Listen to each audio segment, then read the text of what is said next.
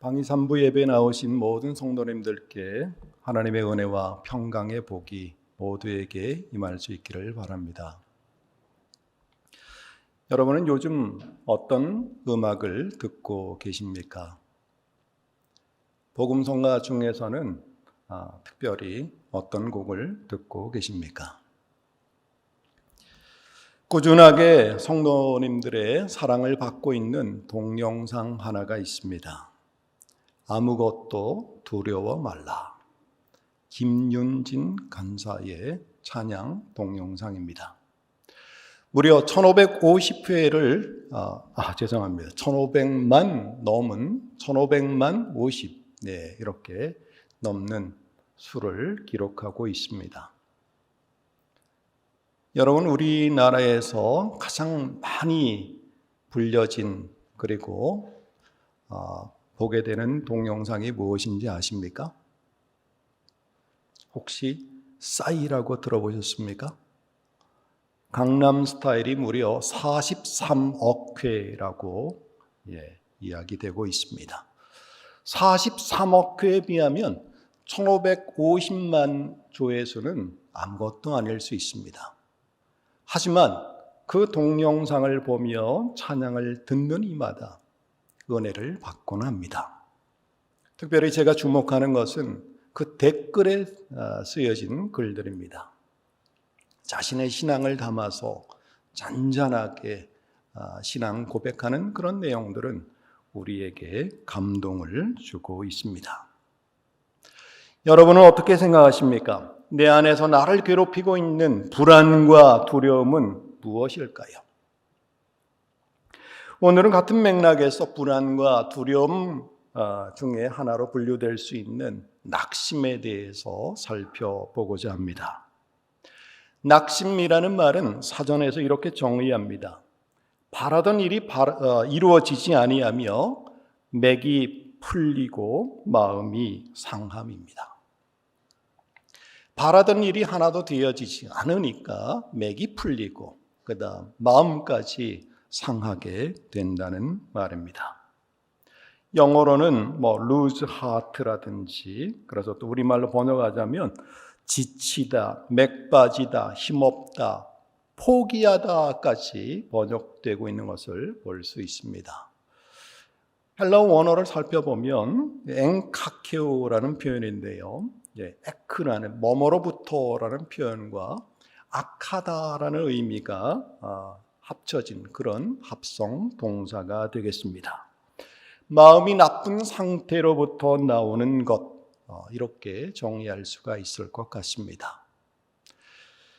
자, 여기서 한 발짝 더 나아가게 되면 실족이고 더 나아가게 되면 악행을 하게 된다는 말씀입니다. 잘하고 있음에도 불구하고 나쁜 길로 나갈 길목에 서 있다는 것입니다. 그러나 성경은 분명하게 말씀합니다. 낙심하지 말라. 오늘 우리가 함께 읽은 본문 가운데 16절은 이렇게 시작합니다. 우리가 낙심하지 아니하노니. 내가 낙심하지 않으니가 아니라 우리가 낙심하지 아니하노니. 그리스도인 모두가 낙심하지 않는다는 그런 말입니다. 아니, 낙심하지 말아야 합니다. 그렇게 하기 위해서는 오늘 말씀의 근거에서 세 가지 사항을 점검할 필요가 있습니다. 첫 번째는 무엇입니까? 날마다 새로워지고 있는지 성령의 열매들을 통해서 점검하라. 여러분 주보를 통해서 보시면 이렇게 첫 번째가 요약되고 있습니다.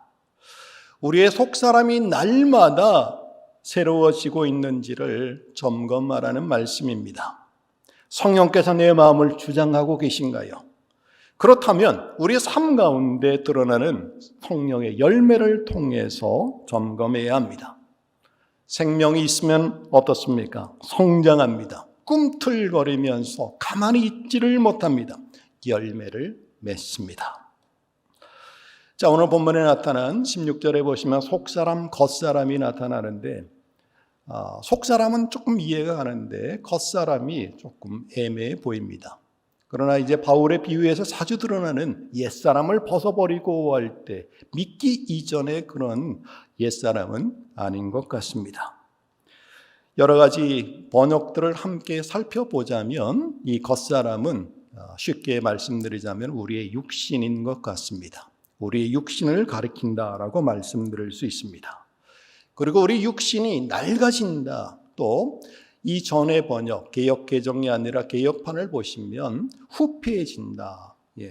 낡아서 썩어서 문드러져 못 쓰게 된다라는 의미를 가지고 있는 후패하다 이런 번역을 하고 있는 것을 볼 수 있습니다. 그래서 한마디로 우리의 육신이 노화된다라고 쉽게 이야기할 수 있습니다. 우리가 아무리 비싸고 좋은 음식이나 약품이나 그 무엇을 가지고 노력한다 할지라도 우리가 노화되는 것, 나이가 들어가는 것, 이 부분은 어쩔 수 없습니다. 이것은 자연의 법칙입니다. 사도 바울은 그 부분에 대해서 분명하게 인정을 하고 있습니다. 우리 육신이 늙어가고 노화되는 것은 분명히 인정할 수 있지만 우리 속사람의 상태는 어떠하냐라고 질문하고 있는 것입니다. 우리의 속사람의 나이는 어떻습니까? 속사람에 채워진 것은 무엇입니까? 얼마나 새로워지고 있습니까? 이 속사람은 예수님이 우리 안에 계셔서 늘 새롭게 변화된 생명을 가진 사람이라고 말할 수 있습니다. 새로운 생명을 가진 존재입니다. 겉사람은 어떻습니까? 예수 믿는 사람과 믿지 않는 사람을 분간해내기가 쉽지 않습니다. 여러분들 세상 사람들과 함께 모여 있을 때 겉모양만 보고 저분은 믿는 사람이다, 믿지 않는 사람이다 정확하게 분간해낼 수 있겠습니까? 하지만 속사람은 전적으로 다르다는 것입니다. 생명이 있고 없고의 차이입니다. 사도 바울은 오늘 본문 16절에서 우리의 속사람이 날마다 새로워진다라고 이야기합니다. 우리는 이 본문을 읽으면서 조금 아쉬움이 남습니다. 어떻게 하면 새로워질 수 있는가 그 비결을 제시하면 좋겠는데 명확하게 그 부분에 대해서는 언급하지 않고 있습니다. 그렇다면 바울이 늘 쓰는 그리고 성경에 쓰는 용법들을 좀 살펴볼 필요가 있습니다. 즉 새로워진다라는 표현 가운데 두 가지 의미가 있습니다. 첫 번째는 수동태로 쓰여졌다는 것이고 또 하나는 현재형으로 쓰여졌다라는 것입니다. 성경을 이해하는 데 있어서 매우 중요한 방법은 바로 수동태를 이해하는 것입니다. 조금 어렵게 이야기하자면 파시붐, 디비눔 이렇게 이야기할 수 있습니다. 수동태가 나타나는 것을 보면 성경 이야기 가운데 하나님께서 우리 인간의 역사에 직접적으로 개입하셨다라는 것을 잘 드러내고 있습니다. 그래서 직접적으로 하나님이 도와주셨다라고 표현되기도 하고 그 반대로 수동태를 통해서 이렇게 하나님의 개입, 하나님의 인도하심, 간섭하심을 표현하고 있다라는 것입니다. 그래서 우리가 오늘 본문을 살펴볼 때 우리의 속사람이 새로워졌다, 새로워지도다라고 했을 때 수동태로 표현됐기 때문에 그 주체는 바로 하나님이시라는 것입니다. 물론 우리가 노력해야 될, 반응해야 될 몫이 있습니다. 분명히 있습니다. 하지만 누가 나를 궁극적으로 변화시킬 수 있는 분인가? 바로 살아계신 하나님이시라는 것입니다. 그렇습니다. 내 속에 계신 하나님께서 성령께서 우리를 강권하시고 도와주셔서 우리가 날마다 새로워질 수 있습니다. 골로새서 1장 29절은 한 걸음 더 나아가서 이렇게 말씀하고 있습니다. 이를 위하여 내 속에서 능력으로 역사하시는 이의 역사를 따라 힘을 다하여 수고하노라. 헬라어 동사가 현재라는 이야기는 지속적이고 반복적이라는 그런 의미를 가집니다. 그래서 우리 주님과 교제를 가질 때 유례적이 아니라 지속적이고 반복적이고 자주 가져야 된다라는 것입니다. 안 하던 새벽 기도를 하면 어떻게 될까요? 하지 말라는 얘기가 아닙니다. 무슨 일이 있겠구나라고 우리 목사님들은 조금 긴장을 하게 되는 것을 볼 수 있습니다. 하지만 늘 그 자리에 기도하면 원래 기도하는 분으로 알 수 있습니다. 힘들고 어려울 때만, 아니면 기쁘고 좋을 때만이 아니라 일상적으로 만나야 합니다. 마치 우리가 식구들을 만날 때처럼 말입니다. 힘들어도 기뻐도 모든 일에 다 나눌 수 있는 식구들처럼 말입니다. 우리도 하나님의 자녀로 하나님 아버지와 모든 것을 나누고 늘 함께 해야 된다는 말씀입니다. 또 하나 질문을 드려봅니다. 그러면 이렇게 새로워지는 부분이 우리의 일상생활에서 어떻게 드러나야 할까요? 여러분, 교회에 나오는 분들과 교회에 나오는 분들이 소위 말해서 비포 애프터, 전과 후를 살펴보자면 어떻게 변화되었을까요? 더 밝아졌나요? 아니면 더 어두워졌나요? 아니면 더 굳어진 모습으로 살아가고 있습니까? 아니면 더 많은 사람들을 용납하면서 더 넓은 마음으로 품고 살아가고 있습니까? 분명합니다. 성령께서 함께 하신다면 갈라디아서 5장에서 나타나는 그 성령의 열매들이 자연스럽게 맺어지게 된다라는 사실입니다. 속사람이 성령에 의해서 새로워지는 모습은, 그리고 주님과 일상적으로 더 깊어진 관계는 우리로 하여금 더 큰 일을 감당하게 합니다. 우리 안에 속사람이 더욱더 능력을 주시기 때문에 그렇습니다. 오히려 더 많이 세상 가운데 섬기고 용납하고 사랑으로 헌신하게 됩니다. 예수님은 자신보다 오히려 더 큰 일을 할 수 있다라고 격려해 주십니다. 요한복음 14장 12절 말씀입니다. 내가 진실로 너희에게 이르노니 나를 믿는 자는 내가 하는 일을 그도 할 것이요 또한 이보다 큰 일도 하리니.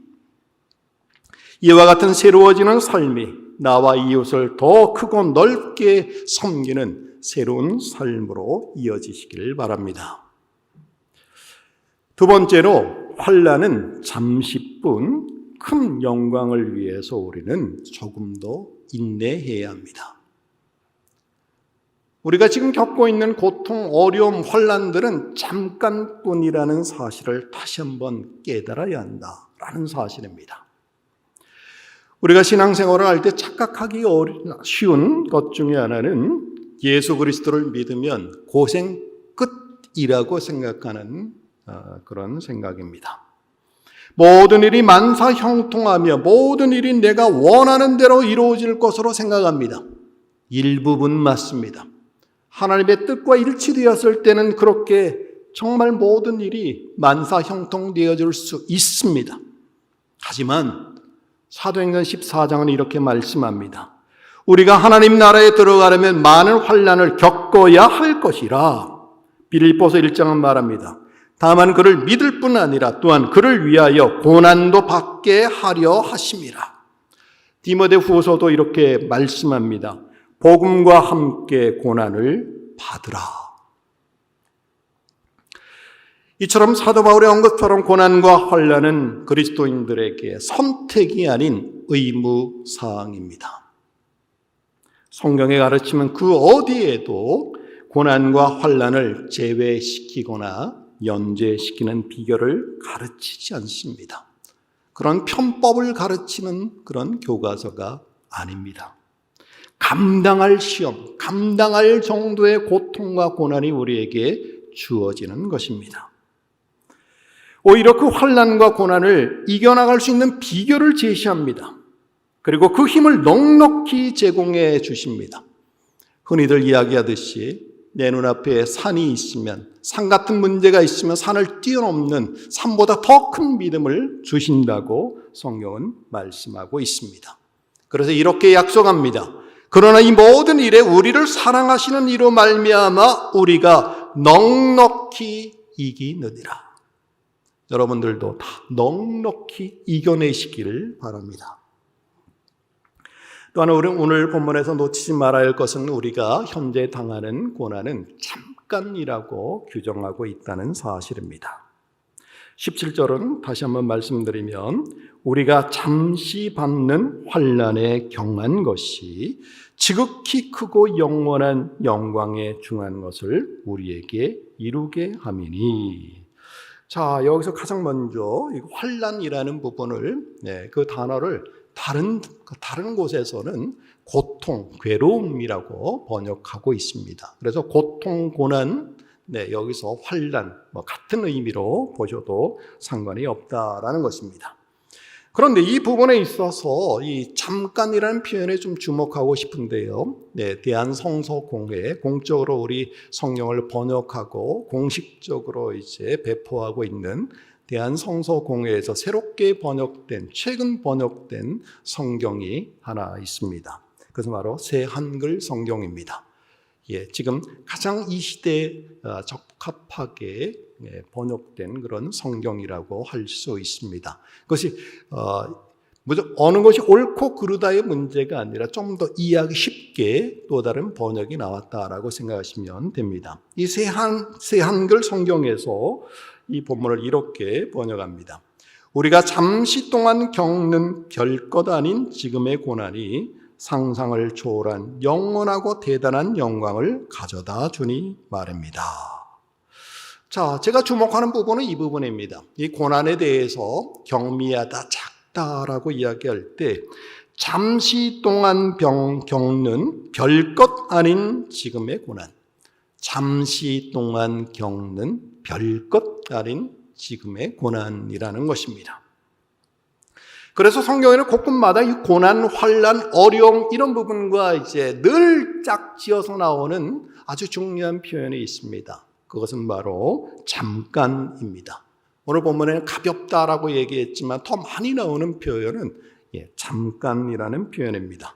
헬라어로는 올리고스라고 이야기합니다. 제가 갑자기 올리고스 하니까 왜 이 어려운 표현을 쓰는가 하지만 여러분들은 여러분 주방에서 늘 이제 대하는 그런 표현이 있습니다. 무엇일까요? 당. 올리고당이 그렇습니다. 올리고당. 올리고당도 바로 그런 의미에서 작다 이런 의미를 가지고 있습니다. 그렇습니다. 우리가 이제 성경에서 이야기하는 해석하는 표현해주는 그런 고통과 고난은 올리고스다, 잠깐이다, 짧다라고 이야기합니다. 자, 여러분들 고통 가운데 있는 성도들을 위로하기 위해 새 힘을 주기 위해서 쓰여진 서신이 바로 요한계시록인데요. 요한계시록에 보시면 수많은 숫자들이 나타나게 됩니다. 가장 많이 등장하는 숫자가 무엇일까요? 7. 7교회라든지 여러 이제 7이라는 표현도 나타나고 또 이처럼 7은 긍정적이고 좋은 숫자에 속합니다. 그래서 7, 10, 1000. 1000년 동안 왕노릇한다, 영원하다, 길다 이런 의미가 됩니다. 좋은 의미에서 말입니다. 그런데 고통당하고 있는 성도들을 향해서 짧다라고 얘기하는 그 요한의 사인이 있습니다. 그것은 무엇인가 하면 7에 반뚝 잘라서 3년 반입니다. 3년 반 하면 몇 개월이겠습니까? 계산이 복잡합니까? 42개월입니다. 42개월을 날로 치면 어떻게 되겠습니까? 1260일이 됩니다. 또는 한때, 두때, 반때라고 표현을 합니다. 이 모든 상징적인 언어들은 모두 짧다라는 겁니다. 고통과 고난의 시간은 이 사탄 가운데 힘들고 어려운 시간은 잠깐뿐이다라고 이야기하고 그에 비하면 우리가 나중에 누리게 될 그 영광의 시간은 영원하다, 1000년이다라고 이렇게 표현하고 있는 것을 볼 수 있습니다. 여러분 마시멜로 좋아하시나요? 네, 지금 좋아한다고 우리 어린 학생이 이렇게 사인을 해 줬습니다. 어르신들께서는 너무 달아서 조금 저도 이제 좀 꺼려지는데요. 마시멜로 누가 봐도 다 맛있습니다. 이 실험에 관한 비유는 여러분들께서 다 알고 계신 내용입니다. 어린아이들에게, 몇 명의 아이들에게 이렇게 마시멜로 하나씩 주고, 그리고 나서 15분 후에 지금 먹지 않고 15분까지 기다리면 다시 한번 15분 후에 하나 더 줄게 라고 참아보라고 말합니다. 모두 다 참았을까요? 참지 않았을까요? 여러분은 어떠했을까요? 물론 참지 못하고 먹었던 아이들도 있고 꾹 참고 다시 한번 이 마시멜로를 받아 먹은 아이들도 있습니다. 실험은 거기서 끝나지 않았습니다. 나중에 커서 그 아이들이 어떻게 생활하는지를 잘 살폈습니다.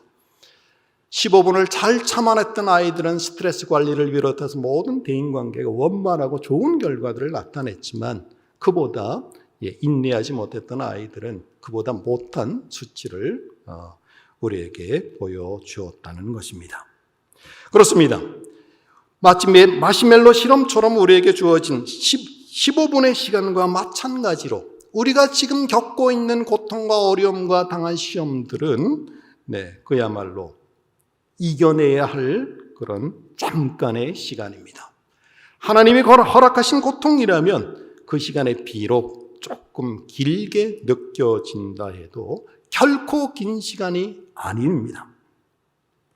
물론 혈루증 앓던 여인에게 12년의 시간은 그야말로 말로 표현할 수 없는 고통의 시간이었을 것입니다. 얼마나 힘들었을까요? 요한복음 9장에 나오는 나면서 소경된 사람은 어떻습니까? 우리가 그 고통에 우리가 더 이상 표현할 수 없을 정도로 힘들고 어려웠을 것입니다. 하지만 예수님 만나서 고침받은 그 이후의 삶은 어떠할까요? 그 이전의 삶과 비교했을 때 얼마나 영광되고 좋고 비교할 수 없을까요? 그래서 오늘은 이 사도 바울이 강조법을 많이 쓰고 있는 것입니다. 우리가 어렸을 때 보면 지금도 아마 어린아이들 그렇게 표현을 하죠. 엄마 아빠 좋다 사랑한다 표현할 때 가장 최고로 표현하는 방법이 무엇일까요? 표현하는 방법이 무엇일까요? 안 들으셨나요? 아마 들으셨는데 기억이 조금 안 날 수도 있을 겁니다. 하늘만큼 땅만큼이라는 표현이죠. 그때나 지금이나 계속적으로 이제 사용되고 있는 공용어, 공통어가 아닌가 싶습니다. 하늘만큼 땅만큼. 그 어린아이가 표현할 수 있는 최고치입니다. 마찬가지로 오늘 본문 4장 17절에서 이야기하는 부분도 사도 바울도 환난은 아주 조금이고 경한 것이고 보잘것없는 부분이지만 나중에 우리가 얻게 될 그 영광은 그야말로 하늘만큼 땅만큼 크고 좋고 그러하다라는 것입니다. 다시 한번 이 부분을 살펴보겠습니다. 우리가 잠시 동안 받는 별것 아닌 지금의 고난이 상상을 초월하는 즉 하늘만큼 땅만큼 큰 영광, 그런 영원하고 대단한 영광을 우리에게 가져다 주니 말입니다. 이 귀한 바울의 가르침에 귀 기울이시는 여러분 되시길 바랍니다. 그리고 영원한 기쁨을 앞두고 영광의 면류관을 주실 것을 바라보시면서 잠깐 참아내시는 여러분 되시길 바랍니다. 세 번째로 보이지 않는 하나님을 믿음으로 바라보며 꿋꿋하게 나아가고 있는지 점검해야 합니다. 오늘 18절에서 보시면 보이는 것과 보이지 않는 것을 대조하고 있습니다. 이 보이는 것, 보이지 않는 것은 우리 두 눈으로, 육신의 눈으로 보는 것, 보지 못하는 것을 대조하고 있습니다. 그런데 그 앞쪽에 보시면 우리가 주목하는 것은 이라는 단어는 조금 다릅니다. 주의 깊게 잘 살펴보라는 것입니다. 바울이 말하고 싶은 부분은 그 부분입니다. 남들처럼 보이는 것에 주목하지 말고 보이지 않는 것에 주목하라는 것입니다. 왜요? 보이지 않는 것이 영원하기 때문이다라는 것입니다. 어둠 속의 대화라는 Dialogue in the Dark라는 전시회가 있습니다. 1988년 독일의 프랑크푸르트의 하이네케 박사가 이제 시작한 그런 프로그램인데요. 벌써 1200만 명 이상이 32개국에서 이렇게 그 프로그램을 통해서 체험을 했다고 합니다. 이 체험의 가장 큰 특징이 무엇인가 하면 완전한 어둠 가운데, 빛이 전혀 없는 가운데 소통하는 방법을 배우는 것입니다. 완전한 어둠 말입니다. 그럼 어떤 일이 벌어질까요? 그래서 한 사람이 등장을 합니다. 로드 마스터라는 길 안내 맡은 사람이 등장하면서 잘 100분 동안 이렇게 인솔을 한다고 합니다. 여러분 생각해 보셨습니까? 완전한 어둠 말입니다. 9살 때 완전히 시력을 상실한 신순규라는 작가는 그 어려움에 불구하고 하버드 대학을 나오고 또 MIT에서 공부를 해서 학위를 받았다라고 합니다. 이분이 쓴 책 가운데 하나가 눈 감으면 보이는 것들이라는 책이 있습니다. 눈 감으면 보이는 것들. 여기서 소중한 것들 5가지를 언급합니다. 그 중에 첫 번째가 바로 보는 것이 됩니다. 본다는 것, 이것이 정말 소중하다라고 말합니다. 그 중에 4가지만 한번 소개해 드리겠습니다. 타인의 세계를 올바르게 이해하기 위한 가이드는 무엇이냐? 첫 번째, 겉만 보아서는 안 된다라고 말합니다. 사랑하는 사람에게 어떻게 다가가야 되는가, 어떤 사람이 되어야 되는가? 마음으로도 볼 수 있습니다 라고 말합니다. 이어서 세상을 왜곡되게 보는 것이 무엇이냐? 편견에 눈이 가리면 안 된다라고 말합니다. 여러분들도 지금 수많은 사람들이 막 왔다 갔다 하지 않습니까? 편견에 가려지면 다른 게 보이겠죠. 그리고 소음에서 신호를 구별하는 그런 방법은 이렇게 말합니다. 덜 보아야 소중한 것들을 볼 수 있습니다. 너무 많은 것을 보고 있지는 않습니까? 제가 왜 이렇게 완전한 어둠을 이야기하고 눈 감으면 보이는 것들을 이야기할까요?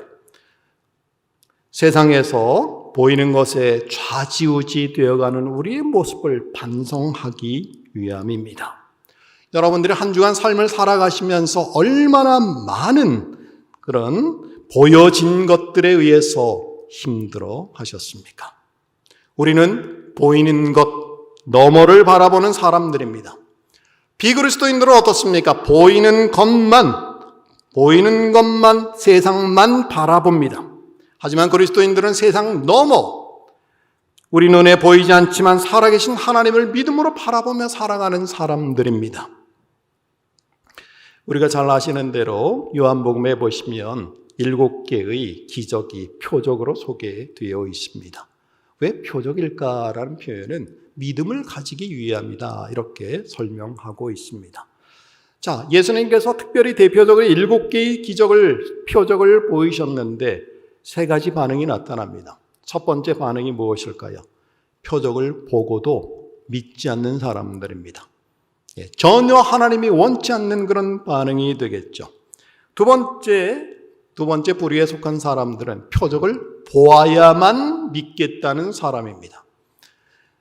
요한복음에 보시면 대표적인 인물이 바로 우리가 잘 아는 도마입니다. 예수님이 찔리신 허리와 손에 손을 집어넣어 보아야만 믿겠다고 이야기하는 것을 볼 수 있습니다. 보지 않고는 못 믿겠다는 것입니다. 그러나 부활하신 예수님께서 특별히 도마에게 나타나셔서 그 허리와 손을 다 내어 미시면서 이렇게 말씀합니다. 너는 나를 본고로 믿느냐? 보지 않고 믿는 자가 복되도다. 우리의 신앙은 어떻습니까? 봐야 한다고, 확실히 우리의 두 눈으로 확인해야 한다고 하는 도마의 수준에 머물러 있지는 않습니까? 그 수준에 머물러 있는 우리를 바라보시는 하나님의 마음은 어떠하시겠습니까? 우리가 주목해야 할 것은 눈에 보이는 수준이 아니라 보이지 않는 하나님의 손길을 바라보는 것입니다. 믿음의 눈으로 바라보는 한 차원 높은 수준의 그리스도인들 다 되시길 바랍니다. 자, 이제 다시 바울의 권면, 낙심하지 말라는 권면으로 다시 돌아오겠습니다. 성경은 여기뿐만 아니라 곳곳마다 낙심하지 말라라고 이야기합니다. 누가복음 18장에 보시면 항상 기도하고 낙심하지 말아야 할 것을 비유로 가르쳐 가라사대 기도할 때 낙심하지 말라고 이야기합니다. 갈라디아서 6장은 이렇게 말씀합니다. 선을 행할 때 낙심하지 말라. 포기하지 않으면 때가 이름에 거두리라. 이 누가복음 18장과 갈라디아서 6장 9절의 말씀의 공통점이 무엇일까요? 또 오늘 본문과 공통점이 무엇일까요? 성경이 낙심하지 말라고 명령하는 그 공통점은 우리가 모두 가는 길이 올바르고 선한 길일 때 그러하다는 것입니다. 서두에 말씀드렸듯이 우리가 그 하나님이 원하시는 길에 벗어났다면 회개하라고 다시 돌아오라고 분명히 이렇게 선포했을 것입니다. 기도하는 것이, 선을 행하는 것이, 바울처럼 복음을 전하는 것이 결코 잘못된 일이 아닙니다. 우리처럼 예배드리는 것이 잘못된 일이 아닙니다. 하지만 이 모든 일을, 하나님이 원하시는 일을 행할지라도, 그 일을 묵묵히 해나갈지라도 분명히 포기하고 낙심할 상황도 있다는 것입니다. 그럼에도 불구하고 바울의 오늘 권면처럼 세 가지 지침을 다시 한번 확인하면서 우리의 남은 여정을 가야만 합니다. 주님 오실 그날까지 당당히 꿋꿋하게 나아가야만 합니다. 낙심치 않고 계속 기도하면 하나님은 응답하시겠다고 말씀합니다. 선을 행하되 낙심치 아니하면 때가 되면 하나님의 카이로스가 임하면 그 원하는 시간에 분명히 열매를 맺게 해 주시겠다고 약속하십니다. 이러한 응답과 열매 맺는 기쁨이 우리 모두에게 있기를 바랍니다. 보이는 건 너무 보이지 않는 것을 바라보며 나아가는 성도 여러분, 이러한 발걸음이에 하나님의 승리의 기쁨을 맛보게 하시고 바울과 같이 의의 면류관을 우리에게 허락하실 줄로 믿습니다. 이 기쁨과 칭찬과 면류관을 다 받아 누리시는 성도 여러분 다 되시기를 주의 이름으로 축원합니다.